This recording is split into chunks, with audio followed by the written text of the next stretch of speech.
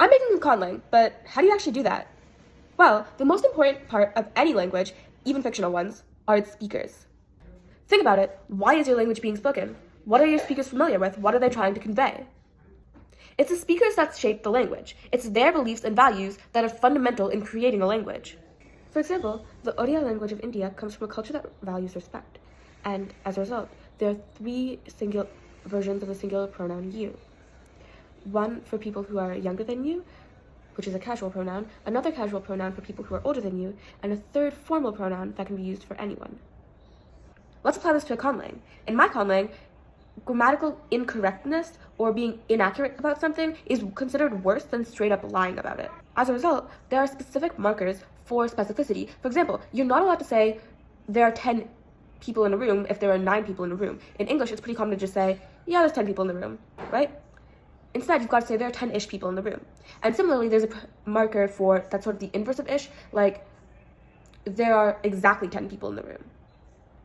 What the speakers are trying to convey in this language also influences the development of the language. For example, in a fishing society, there would be a lot of talk about fish and water, the ocean, sailing, because that's what the society is dependent on, or it's just something a lot of people are familiar with. As a result, there would be a lot of words for those things.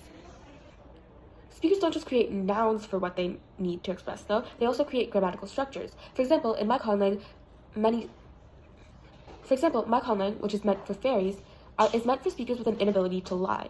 And as a result, they've had to create new grammatical structures to circumvent that. For example, if you're recounting a story, that's technically something that didn't happen, so it's technically not true. It's a lie. Therefore, they have a specific tense saying, what if this happened? It's their way of saying, I'm telling a story right now. Although, side note, this tense isn't limited only to fictional events, but I'll cover that in another video. Last, and probably least, is the phonetics of the language. This only applies to fantasy conlangs or languages for made-up societies. You don't want to use this to judge a real language.